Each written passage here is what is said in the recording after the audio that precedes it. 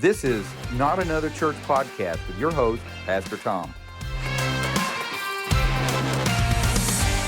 All right, let's go ahead and get started with another episode of Not Another Church Podcast. I have with me tonight Matt Aldridge, the youth pastor here at North Glencoe, and Patrick Washington, the pastor of Bruno Valley Baptist Church, a church in Lincoln, Alabama.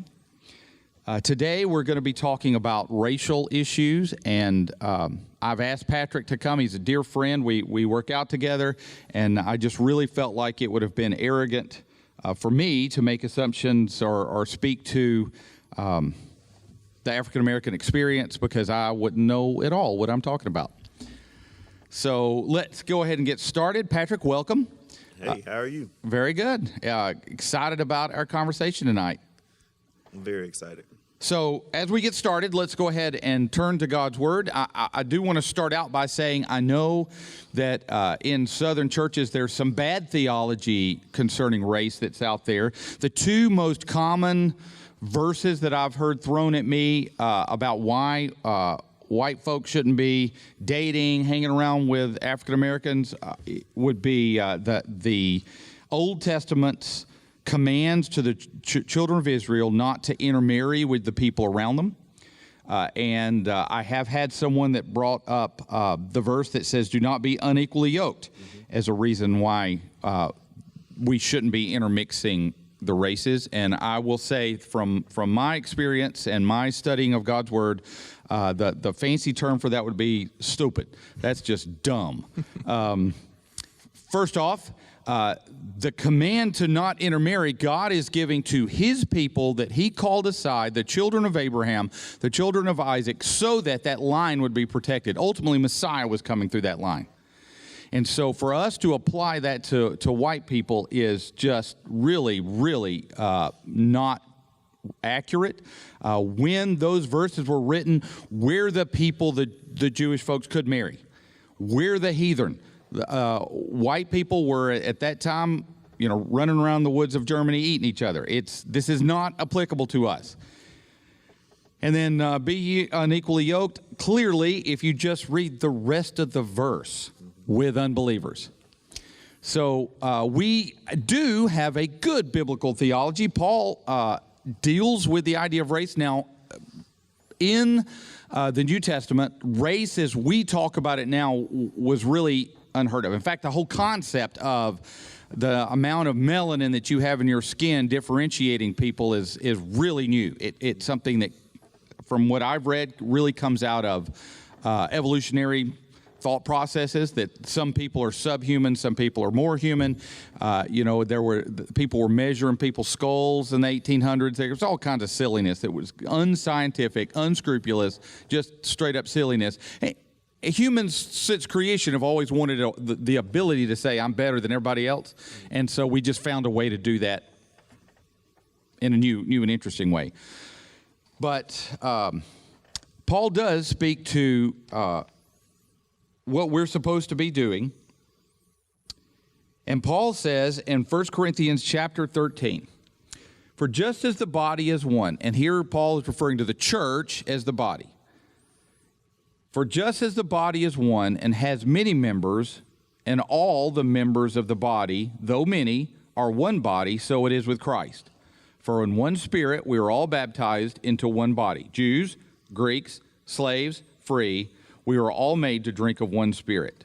For the body does not consist of one member, but many. So Paul here is using the analogy of our bodies to say the body of Christ, the church, is made up of all kinds of different things.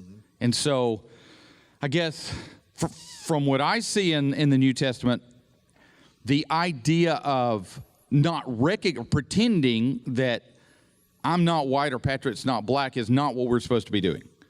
We talk about, I want a colorblind church. It's actually more than that. It's saying, my African-American brothers and sisters are made the way they are, beautifully and fearfully created. It's awesome. God made me the way that I am for specific purposes, and we celebrate that because the author, the artist, is God. And so rather than pretend it's not there, that there aren't differences, there aren't different cultures, or rather than acting like my culture is superior to your culture or your culture is superior to my culture, we celebrate the fact that we're both one before the cross. Mm-hmm. And that being the ultimate thing that ties us together. Just like you've said multiple times, like the thing about Christianity is that the guy who is a janitor at such and such, and guy number two is a successful businessman making this much money, whatever, this businessman can be discipled by by the janitor because of the gospel. And in that same concordance is black, white, yellow, purple, red, whatever, all of that comes together in the tying together of the gospel of Jesus Christ, which is bigger than anything, anywhere. And that's the beauty of the whole thing, is that's what brings us together, is the cause of Christ. Yeah, we'll say that we're all made in God's image to appease, those that are in church, but do we truly mean it? That's something that we just say, and we don't really, we look at people so differently. Like he was saying, we were taught, way back when that we weren't supposed to mix and mingle and marry outside of your race because of But I felt like in the Bible it was because of their belief, and you didn't want to merge with somebody that had different beliefs or worship an idol god, and he didn't want that to happen. So we took that and we ran with it. And we brought that into today's time, and we're telling our children to stay away from. It's different from marrying, and so we tell our children just to stay away from different races, and and it's bringing a sort of division now. Well, I can remember when we were getting ready to move to South America, when we were getting ready to move to Turkey, I literally had people in the church say, "You better be careful. Your daughters are going to get over there and meet some insert race other than redneck here. Going to go over there and meet some Turkish guy and fall in love. And then what are you going to do?" And my response to that was always, I would much rather my daughters marry a Turkish believer, a African-American believer, than to marry a good white boy who's got an Alabama hat who's a heathen. Mm-hmm. I don't know why people feel like that's where the rubber meets the road, but I had people with aghast that I would say that. And I've said from this pulpit multiple times, we should have more in common with an Indian believer, our African-American believers, than we do with our next door neighbor who just happens to look like us or have the same melanin levels as we do. And I think that in the church today, that's not true. No, not at all. Not at all. I think you said one time when we did the sit down and talk, you said it bothers you that people will send, I want to get the quote right, that people will send their youth to Africa to love on little black kids there, but they wouldn't feel comfortable if I walked in their church. That's right. That is wicked. And I know people that do that. I know churches that will send missionaries to Africa and to India, but will not hold a conversation with me whatsoever. And I'm like, so, it's okay to post a little picture of a little black child that you're hugging on in Africa. That's fine. But what about me, your brother that's down the street? What about those that are in the projects? It's our duty to reach out to them as well. So I guess part of what we want to talk about today is how do we bridge that gap? And one of the things that I found really interesting at seminary is pastors were taught different set of rules than missionaries. Okay, so for missionaries, that we were taught, it's foolhardy for you to think that you can go to Central Asia and start a church and it be for Turks and Kurds in the same church. Even though they live in the same country, there's a different culture there, and your goal set is for people to be able to worship, pray, sing in their heart language. So is the way that we bridge that gap to I guess to try to modify our services so that an African American person coming to North Glencoe would feel comfortable, or is that playing a game? I don't know. I don't to say that we would modify it, or to at what point as the white guy, like, and asking an African American, at what point do you just want to be like, I just want to come to church and worship, like, and I'm just asking, like, can it be more offensive to feel like again, like, and this could be insensitive, but like you go up to someone who may be deaf or something, it's like, let me talk louder so you can hear me, when they could read lips, like, it could be probably very intelligent. Could that be more offensive rather than just, hey, you're welcome here because that's my brother, like, because I love Christ, you love Christ, we're in Christ, like, that's my brother. Yes, I agree. I really commend Pastor Tom on what he's doing, because a lot of pastors and preachers in this area are so, I wouldn't say they're racist, but they don't know how to approach the topic. Even with me going to school with a class of all white preachers and ministers, and we would laugh and cut up in class, but you could notice after class was over, then they would go eat, or, they didn't really know how to invite me or how to talk to me. But I think this is where it needs to start, in the church. Let's unpack that. Why do you? Did they think you were going to mug them? No. You gonna throw some colors on as you walk to the car? What? How can I say it?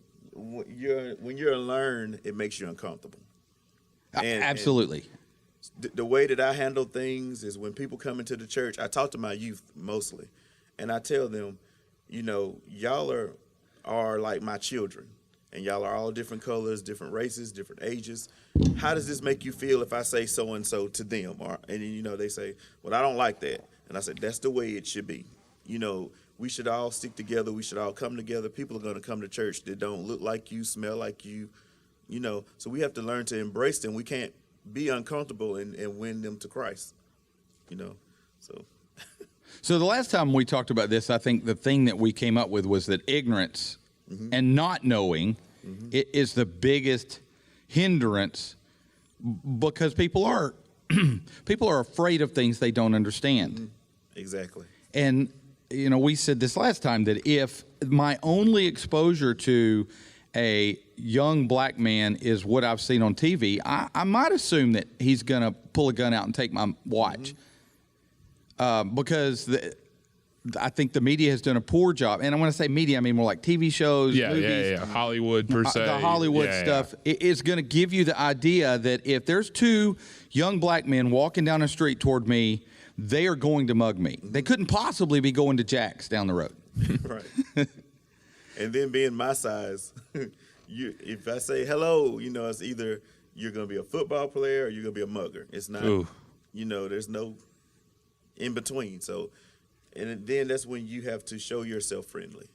I try to go into places, I try to talk to everybody, I try to let them know that everybody is not ignorant, because every race has some ignorant people. I just have to say that. But I have to just let them know that, hey, we're educated as well. We know how to handle ourselves, we know how to conduct ourselves. But like you said, the TV portrays us as wild animals all the time. So that's what people pick up. And then sometimes that's what's taught at home. My best friend, as I tell this story all the time, his dad would not let me come in the house. I wasn't allowed to play with him on the porch. I could only play with him in the yard. So as he got older and we graduated and he was dying of cancer, the dad was, he came back and apologized to me, because that's how his father raised him, was to hate black people. So he took that on, and he was, it's like a overflowing faucet. You're teaching that to your children. So, it starts at home. It does. And oftentimes we as shepherds, or we as the church, have to be the start for that, and have to talk about the issue. And I think that the political divide that there's now makes it difficult to talk about, because everybody's afraid. If I say even slightly the wrong thing, cancel culture, then I'm going to get canceled. And so I'm just going to avoid talking about it, which silence speaks volumes. Sometimes the biggest thing we can do is nothing while we let horrible things happen around us. Right. So as we talk about it,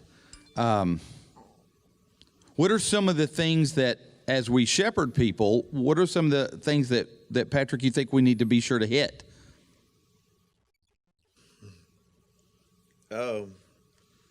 I just think we need to go at it head on, racism, teaching our children.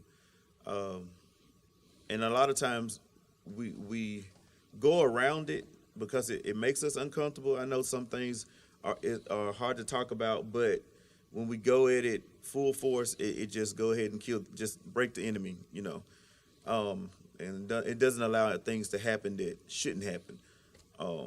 It's a hard topic to address, but when I'm just going to speak for myself, having a 97% Caucasian congregation, it has to be talked about, because, hey, you got a black pastor. I know people don't, want you to have a black pastor. I know things are going to be said. And, you can hear kids say things, and, so it's good to address it, you don't have to do it over the pulpit all the time. You can do small groups. Hey, how do you feel about this? Or how was you brought up?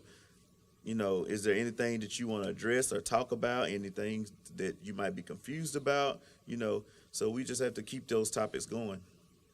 And I think sometimes, you don't want to, for me, who is, in the young 20s or whatever, and I want to be less ignorant, but also you don't want to come across offensive by asking the questions, because again, cancel culture, I don't want to ask the wrong question and get canceled. But I also want to be privy to culture and to social cues that me as a big old white boy that has done know nothing than big old white boys, you know what I'm saying? And I think that's a large majority is not necessarily accepting silence, but almost walking on eggshells. And that sounds like I know I feel bad saying that, but it's I don't want to offend anyone or anybody. And so because of not wanting to offend, I also want to I know myself, and I will be there. Sometimes I don't have enough feet to put in my mouth. Right. But again, having an open space where you can ask the questions, where you can ask, hey, when I say this, that's not something I can say, or hey, yeah, that's fine. But those kind of questions, me as the teenager, I would have asked, hey, that's something I can't say, right? Or I can't do that, correct? You just got to lay it out for me, and I know what's wrong and what's right, but I don't need the gray area. I need a black or white. Right. No pun intended. Well, and again, going back to what the Bible says about it, Jesus was asked, what is the greatest commandment? Which one would assume that breaking of the greatest commandment would be the greatest sin one could commit. And Jesus said, the greatest commandment is to love the Lord your God with all your heart, your soul, and your mind. And the second one is like it, love your neighbor as yourself. There is no stipulation there on color. And so there should be, within the walls of the church, there should be no doubt that there is no room for racism, for me to look at someone because they're, and it seems like we have political enemies. So right now, it's okay. It's not okay to dislike people because they're black, but it is okay to dislike somebody because they're Muslim, because they're our enemies. Yeah.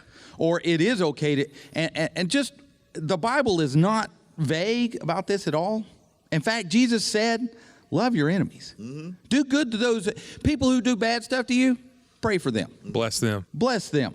So you can be a racist if you want to, or you can hate people if you want to, but you can't do it claiming Christianity, because the Bible could not possibly get clear.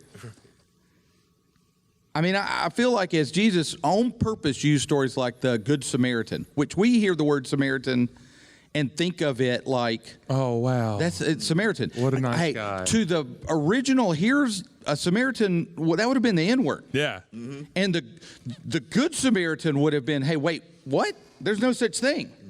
And so Jesus is trying really hard to bend their minds to get past this. Now, again, it wasn't the same thing as a color issue, but it doesn't matter. And there's no Jew, no Greek, no male, no female, no bond, no slave, no Alabama fan, no Auburn fan, no black guys, no white guys. Tough one. Whatever category you want to throw in there, if we're in the church, we recognize as becoming members of the church that we come to God with nothing. We desperately need a Savior. And so who could I possibly be to think that I'm better than anybody? Because I've already fallen at the feet of God and said, I'm the worst sinner that I know, because I know the depths of my heart. I know how wicked I am. We've punted. We've given up. And so now you can't double back and go, well, he's worse because he's got more melanin in his skin than me. And where that association come from, I have no idea, because like you said, I know like my inner being, and like I don't know where that association would come from of, oh, you know, he's a little darker than me, so he probably sins more. Like I don't know since like when my skin color became the gauge of how much I sin or not. I don't know. Well, I mean, clearly there's a lot of historic and even in South America, it was really funny because your skin tone dictated how the culture looked at you. And so, and being a pale redhead took it too far. It was crazy. We would walk into a restaurant and you would literally hear silverware hitting the floor and everybody would just stop and stare. It's like, seriously, woman, could you get a tan? Could we please stop drawing so much attention? Well, you know, I've been told by a true African from Africa, and he told me that I was too light. He said, you wouldn't be welcome where I'm from. And I'm like, you know, I'm black like you. He was like, no, you're too light. So, I mean, it's just, color is an issue going on. It's just an ongoing thing. And I was like, why wouldn't I be welcome? He said, because you look like you might have been mixed with the Egyptians, or some of the way my hair was curly and stuff. I just didn't look like the normal Africans. So, I mean, I wouldn't thought I would have never thought that. Yeah. Well, anytime you get three human beings together, one of them's going to try to figure out how he can make himself look better than the other two. I mean, that's just the reality.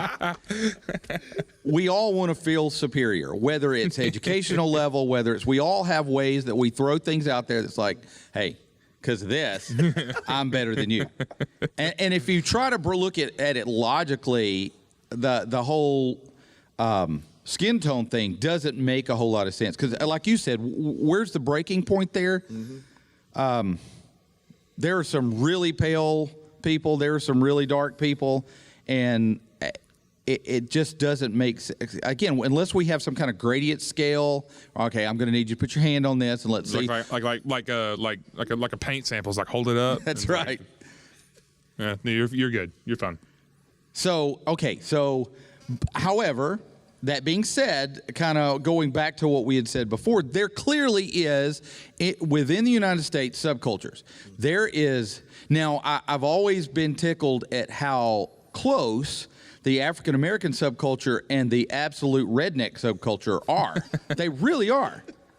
Because if you want to get a yeehaw from anybody, you start throwing out some of the same foods. I mean, they ain't a redneck in this church that didn't grow up on collard greens and cornbread. You put macaroni and cheese in front of me, and I'm telling you, I don't care where you came from, where you been. If it's good, I'm going to eat it. You know what I'm saying? I could care less.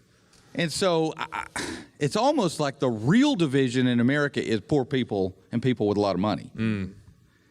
Because I have a whole lot more in common, just realistically. Okay, set the church on one side. I have more in common with, I mean, the trailer park and the projects ain't that far apart, so I guess my point. It ain't that far apart. So in the church, if we're trying to from within our culture, and you know, last week we said it's not our job as believers to redeem the culture. It's our job to lead people to our Savior, and then over time, that salt and light changes the culture. How do we celebrate our cultures within the church and then at the same time keep from stepping on each other and offending each other and hurting each other?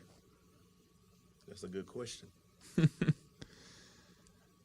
And again, I want to think that the biggest thing is from one culture to another of having the openness, having those conversations, having the thing of talking about, hey, this is, and even if just defining it like, hey, this is the heritage, or this is the history behind, or the pride that's in the African American culture, because again, I'm not privy to that. Like I'm completely ignorant to that from the vast, general things. I understand, Dr. King, Jackie Robinson, all of those individuals who made amazing things not just African American history, but like humankind type history stuff. But of recognizing that, and in the church standpoint of African American believers or martyrs or missionaries and stuff like that, who I know have done outstanding things for the kingdom. Of celebrating that, and again, for me, someone who's a history buff who wants for things to be defined or laid out there, so I can soak up that knowledge of having that to where I know it's tough for me to say I know the culture, but the ins and outs of it, the things that the historical sides of it that I can tangibly see, that's something I can be ingrained in and be a part of and understand, if that makes any sense. Yes, it does. Not. I totally agree. We have to teach the greatness of each culture. Mm-hmm. And that's what I tell my kids, that you're somebody, no matter what you look like, no matter your race, no matter your background, you're somebody and you're going to be somebody. Because sometimes they don't hear that at home, or they might hear negativity. And, you hear a lot of stuff when you're not at church, because people are not really going to give you their full emotions at church about how they feel. But you can see some things. Are you implying that people would be fake at church? Yes. I don't know about that. Yes. People put on good fronts at church. Believe me, I know. I visited a couple of churches, and when I walked in, you could see what is he doing here? Or kind of don't sit by me. Or, yeah. And then they say hi, but they really didn't know if to hug me or rather to. And it's just because they're unlearned, and we have to merge and get involved. And church Sunday morning is segregated. Everybody goes here, you go there. We never mix and mingle. I thank God for Pastor Tom. He reached out to me and Pastor Keith, but there's so many other Caucasian preachers and pastors that have not, and most of them know us really well. Yeah. But they haven't reached out to us, but they would reach out to their other friends.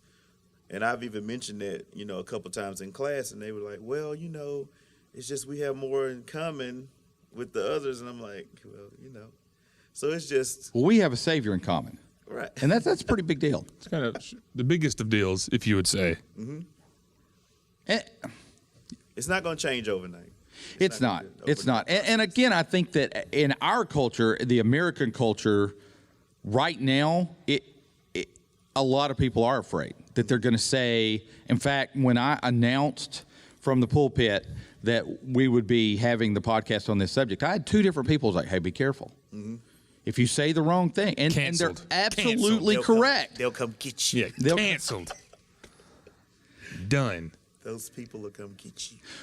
And I think that the fear is less the African American community, but the little 19-year-old white girl who's writing a blog is going to come get you. Yeah. Who somehow is extremely offended. Yes, extremely offended. He's triggered. I mean, I don't know if you have watched any of the BLM and the riots and the marches. I've seen multiple videos of a black cop standing at a cross thing. Mm-hmm. There's a roadblock up, and a little white girl and a little white boy yelling in the face of the cop, telling him, mm-hmm. calling him names, mm-hmm. and they believe in their mind they're battling racism doing that. And that to me is the height of, mm-hmm. I mean, we are living out 1984. Mm-hmm. It's just jarring to me to see this little 19-year-old white girl who clearly came from a privileged background with her iPhone in her back pocket screaming at this cop who's a black guy who clearly has worked his tail off to get where he is. Mm-hmm. He's got the sergeant marks on his sleeve with pride, and she thinks that she's fighting racism by being a jerk. It's sad. Which leads us to how do we navigate? I guess, kind of like what Matt was saying, we want to ask some of those questions. How do we navigate the BLM discussion as a church, if you go to the Black Lives Matter's website, if you read what the founders have written, it is really clear that the church does not align at all with their beliefs. That the organization, BLM, TM, that we can't have anything to do with that. How do we say that, educate our people, move forward without sounding like a bunch of ignorant hicks who are racist? Well, I first like to say, when we were saying Black Lives Matter, before the group started, it was to alert people on what was going on in the community with so many young youth getting murdered by the police and different things that were going on. We were not saying that, white lives didn't matter. At the time, it seemed as if we were being targeted. We were losing more blacks than anything. When they formed the group, I think the group started off with pure intentions, and then it turned. So I see a lot of things now on the site and things that are going on in the nation that I do not agree with, and they stand for a lot of things that I do not agree with. Black lives still matter, but you can't use that to tear down cities and tear up stores and stuff, because it's the difference between a protest and a riot. And a lot of times we have to look at that, and then that makes everybody look like, okay, well, y'all saying Black Lives Matter, and then y'all just tearing up stuff. That's what I've heard. You're just tearing up stuff, and then y'all kill each other, and I hear that every day, and I'm like, okay. So a lot of people don't want to accept it. So I just say, you know what? All of us matter. We matter. But could you not kill us or get scared when we walk in the store, or shoot us 7 times while we're trying to get in a car? Things like that. It makes you nervous, because my friends, they don't have that problem. They can walk down the street at Auburn University, where they're going or whatever. I couldn't do that. I couldn't go with them. I would feel nervous going with them, walking to some places and going to some places, because I feel like I would be harmed. And that's not an experience that in my own home country I've ever had. Something I want to ask, I guess, specifically is, when and this is, let me preface, not my opinion, but something that I think that, like, the vast majority of white Americans are going to say in response to the Black Lives Matter movement is, oh, well, all lives matter. Mm-hmm. And like you said, I don't think that was ever the MO of the Black Lives Matter movement. Like, I don't think by any means they were implying that nobody else matters. Right. Like, I don't think that was the case. But again, just to like maybe get more clarity on. So when Black Lives Matter is like, what does that look like, especially in response to the person who says, oh, well, yeah, I'm for all lives matter, like that kind of thing that you share, and you share your hashtags on Facebook and all your pictures and all that good stuff. Like, so how do we navigate that? How do we make sure that we get the point that yes, all lives matter, but this is the thing that we're trying to bring the magnifying glass to. And yes, and it happens daily, because me and some good friends, we talk, and I say, well, Black Lives Matter, but, and they don't give me the opportunity to say, this is what I'm trying to explain. Mm-hmm. All lives matter. I agree. Please just hear me out.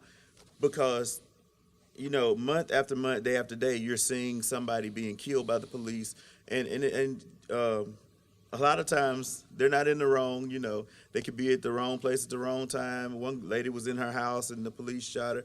And I'm not saying defund the police like Black Lives Matter says. I'm just saying we're trying to bring awareness, because we're losing a lot of black individuals, a lot of young black individuals to hate crimes, innocent crimes, things that are going wrong, and they're dying. Now, all lives do matter. We know that. Everybody is important. God. Yeah, I don't think anybody. I mean, at least from myself, I think it's moronic to say that that's the principle that we've abandoned. That you or any other African American has said, oh, well, it should just be us. Like, I don't think that anybody was implying that. Mm-hmm.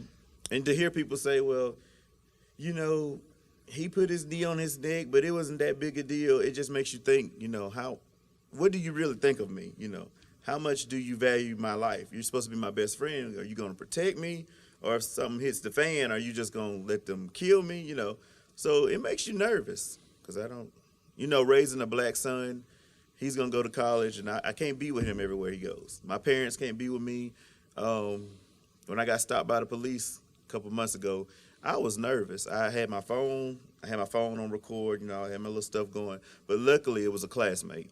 So I calmed down a little bit. But I was like, I shouldn't feel this way. I shouldn't feel like this when the police pulls me over. It's tough. Not that I was doing anything wrong. You know, I just kind of coasted through a stop sign. I don't want y'all to think I was going to rob a store or anything. But, you know, I shouldn't feel nervous being pulled over by the police. Right. Nobody should. So, and I'm not saying they're not good police out there. That's not what I'm saying. Some people are bad people. Well, and I think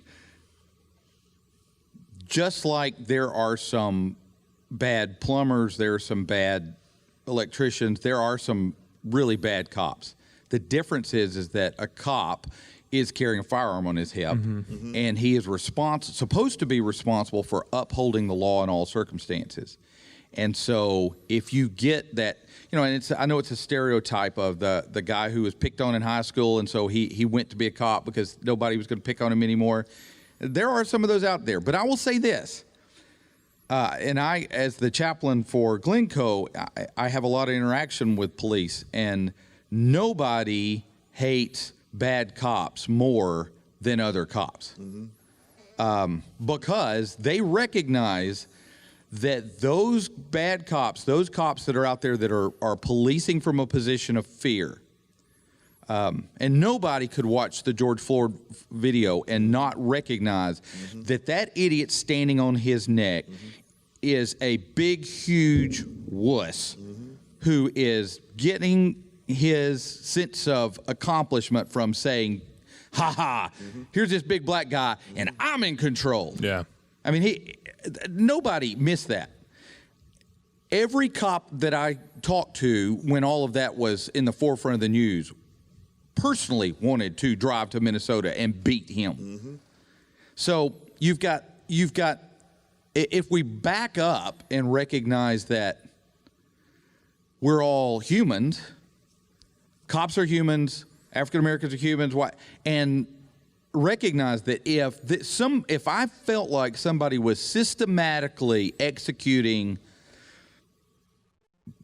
blondes or something that I was a part of, Alabama fans, or I would want to draw attention to that. I don't think that that's irrational, or for me to say, hey, whoa. And, you know, when you start bringing out the statistics to say, well, statistically speaking, more white people are killed by, in reality, if you're, even from a policing standpoint, if you're looking at community policing, perceptions matter. Yeah. And if every African American is driving around thinking if they see blue lights in their rearview mirror, somebody's trying to execute me, that's not going to be a good interaction for that cop. That's right. For that dude sitting in the car, period. Yeah. We've set everybody up for failure.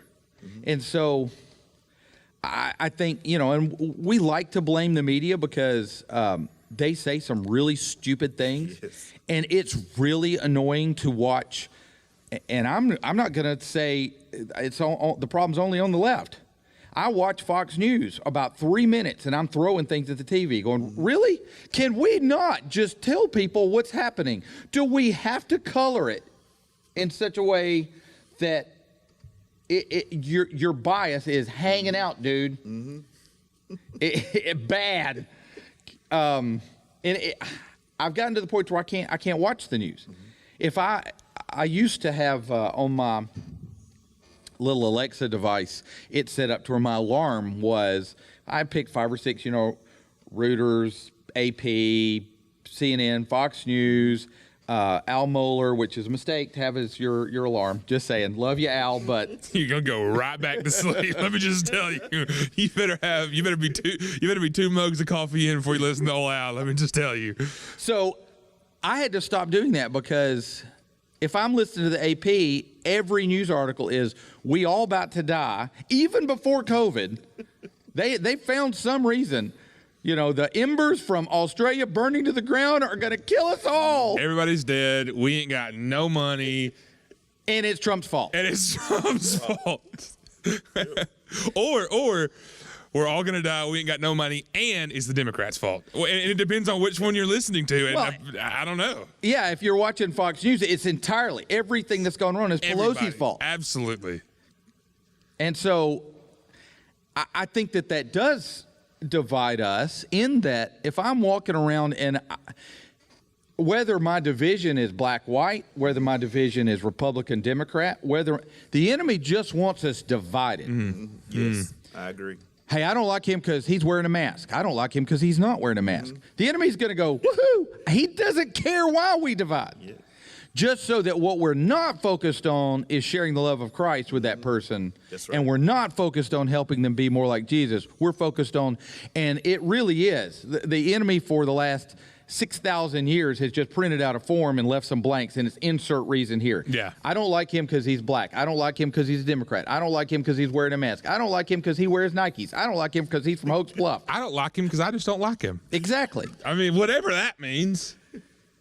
So we as believers Yeah, you have. don't have that right. And I use the word right on purpose. We don't have any rights. Because Paul very clearly says that we are slaves for Jesus' sake, and we don't have any rights. That we are bondservants who have been bought with a price. And we are supposed to be dying to ourselves every day. That's right. And so that homeless, toothless meth head in the parking lot of Family Dollar desperately needs Jesus. And if I avoid them because they're black, because they're a meth addict, because they're homeless, because they stink, because if I stay away from them because I think I'm superior to them for whatever reason, the enemy has won. That's right. And so we've got to work.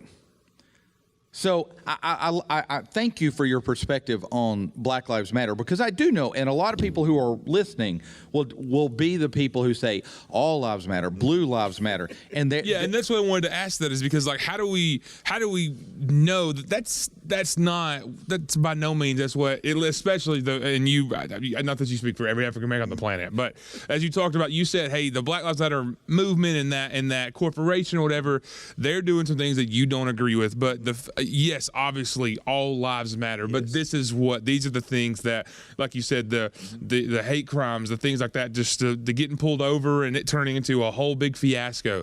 Bringing a magnifying glass to that is really what the original at its heart was what this is whether it's, I don't even think anyone's accusing that it's a whole system problem. Like, hey, these are the bad things that are constantly happening because of bad people. Yes. This has got to change. It's got to. And I think like, I see no reason why anybody who just knows right from wrong can't get on board with that. Okay, so we agree with the Black Lives Matter movement, but then we look at Black Lives Matter trademark. How do we differentiate that as we educate people, as we're trying to teach our church how to separate out, okay, when your African American brother or sister says Black Lives Matter, this is what they mean. And yet also say, we are not, Black Lives Matter's website says they're for the wholesale destruction of the family. Well, we can't get behind that. I'm sorry. I don't care what organization you're from. I can't buy into that. How do we do that? How do we walk that line without coming across like a bunch of racists? Well, this is what I told my church. I pointed at everybody. I said, white lives matter, black lives matter, whatever. But this is the situation at hand. This is why we're saying Black Lives Matter at this moment. And I broke it down to them, and they understood why we were saying that Black Lives Matter at the time. Now, do I believe in rioting and tearing up stuff? No, I do not. Tearing down businesses, burning people up and all this, no, we do not. But at the same time, while you're doing this, you haven't accomplished anything. The people are still being killed. People are still being murdered by the police.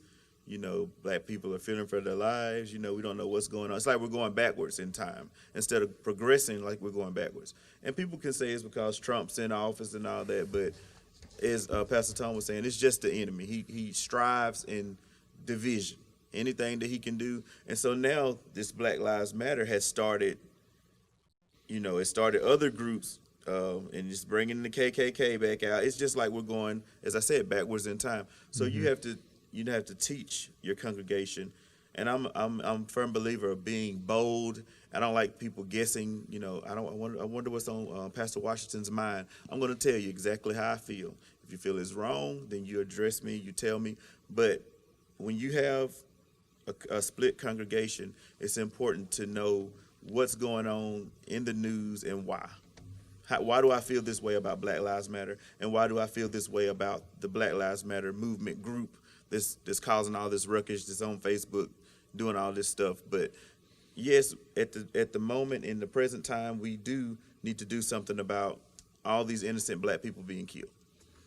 So I mean, just specifically asking, like I said, I'm kind of a person who wants things like this is it. This is the line. Yeah, if you could give us 3 easy steps I'm just asking, like, so let's say like someone wants to have or organize or whatever a peaceful protest. At what point do you say, hey, this is where the protest has gone too far? And what I mean by that is when it starts turning into things that might get hostile or whatever. So obviously, and you may have protests and have every right to and should with some of the things that have gone on. At what point is it, hey, that's not cool? Does that understand what I'm saying? You can have protests. Even when you set them up, they tell you this is what we allow. You can speak, you can sing, you can stand, you can light candles, you can do whatever. But when it goes into fussing and bickering and cussing each other out and you shooting birds at the other race, you've started a race war. It started confusion, And there's a lot of white people that stand with Black Lives Matter. There's a lot of white people that support it. But at the same time, you have to do everything with decency and in order. So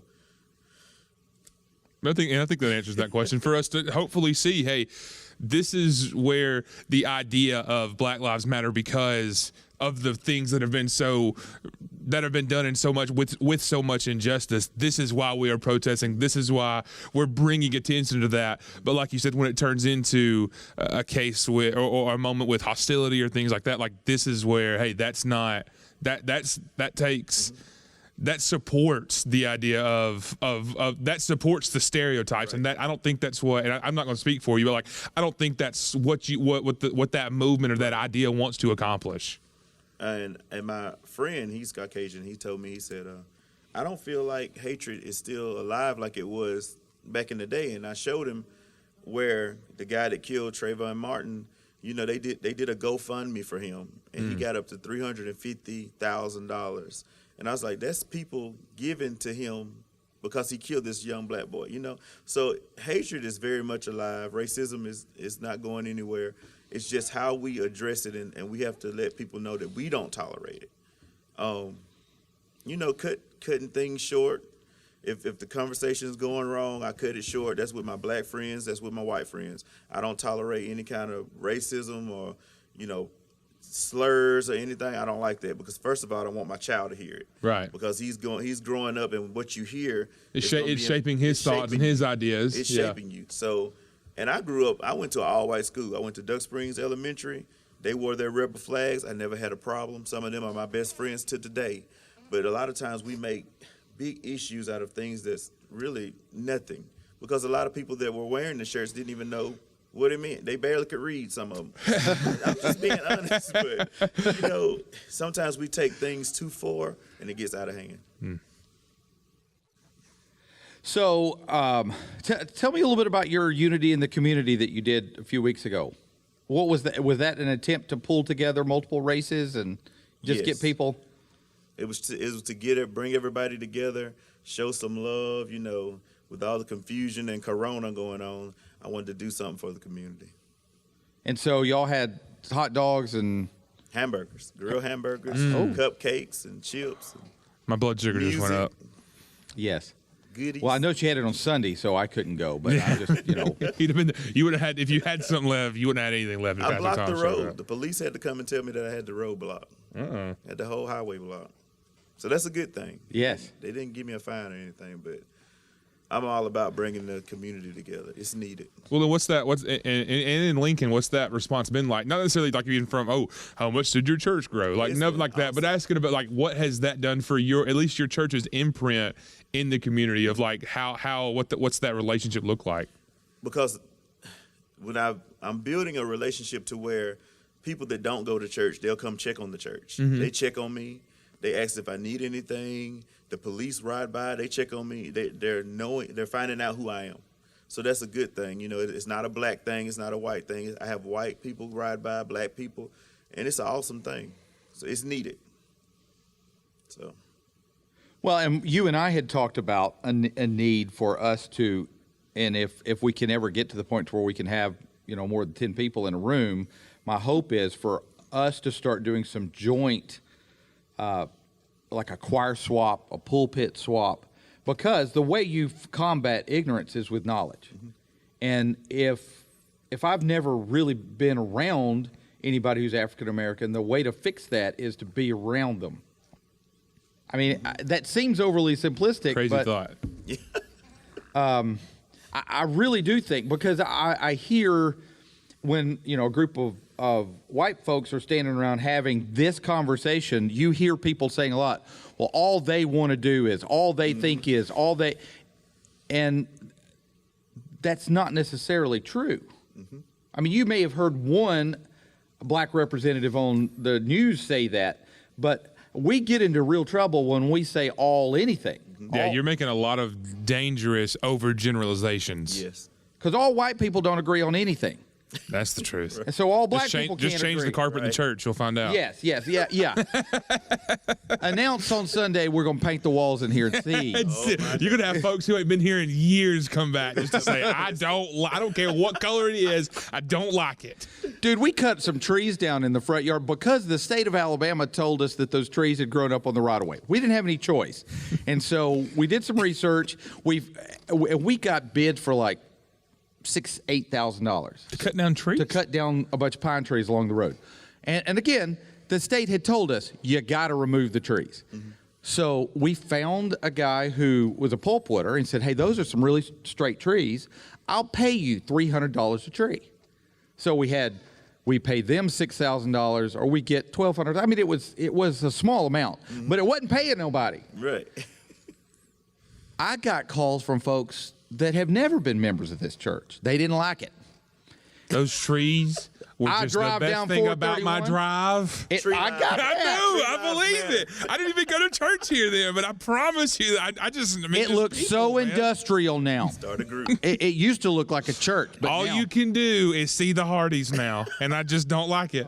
yes. So you can't get anybody to agree on anything. So if ever you make the statement, well, all black people think this, I know for a fact that that's wrong.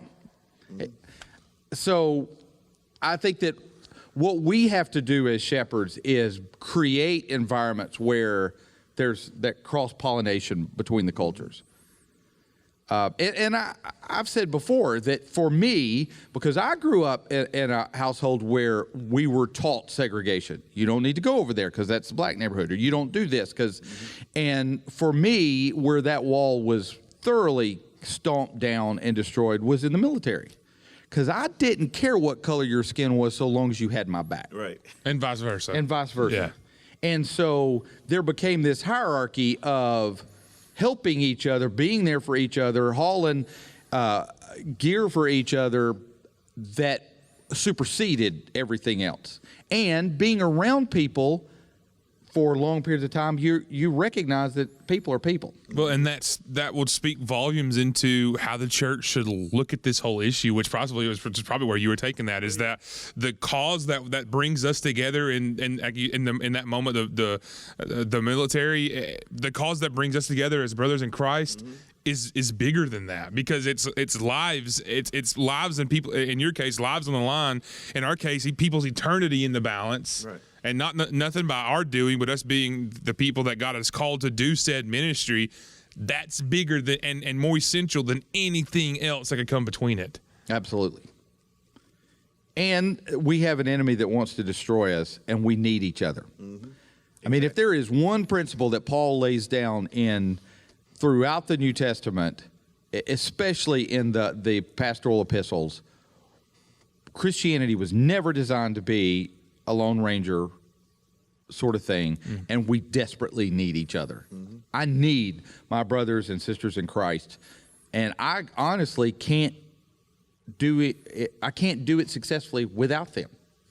I need Patrick. I need Tina. I need people and every new set of eyes that I can get helping me in my life and helping me shoulder and helping me serve.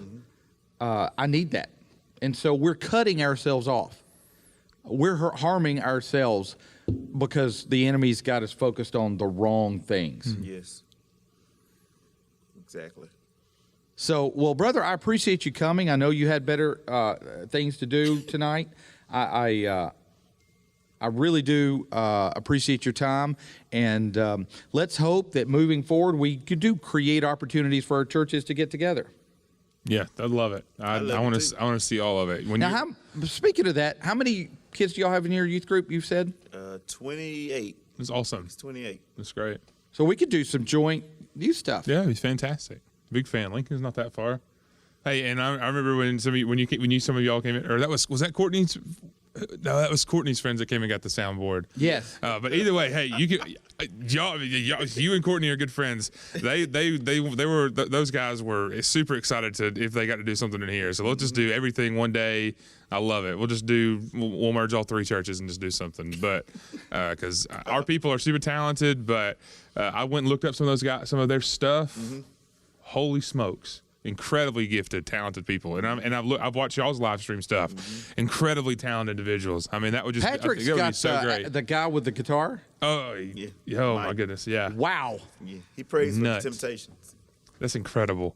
Yeah. The first time I visited his church, we were sitting there, and like throughout the whole service, he's just Just Like- Never working had a it. lesson. Just work. That's incredible. He can pick up anything. He hear about 3 minutes, he got it. That's insane. I literally remember, like, there were some times my dad is a huge Temptations guy, and I remember like 7, 8, 9 years old when that Temptations movie came on. You just go ahead, block out 9 hours every day. That's a long movie, but I know it in and out. Otis, all of them, Blue. I mean, like when Blue gets shot, like just breaks my heart. Like it hurts. David, like you never wanted to be David, you never wanted to be Ruffin. Like I can almost quote so much of that movie. Yeah. I love the Temptations, man. So that's We all gonna get incredible. together. That's We gonna awesome. do That would be something. great. Cool. All right. Well, North Glencoe, I hope you got as much out of this as I did, and go serve your King. This has been Not Another Church podcast with your host, Pastor Tom. Thanks for listening, and go serve your King.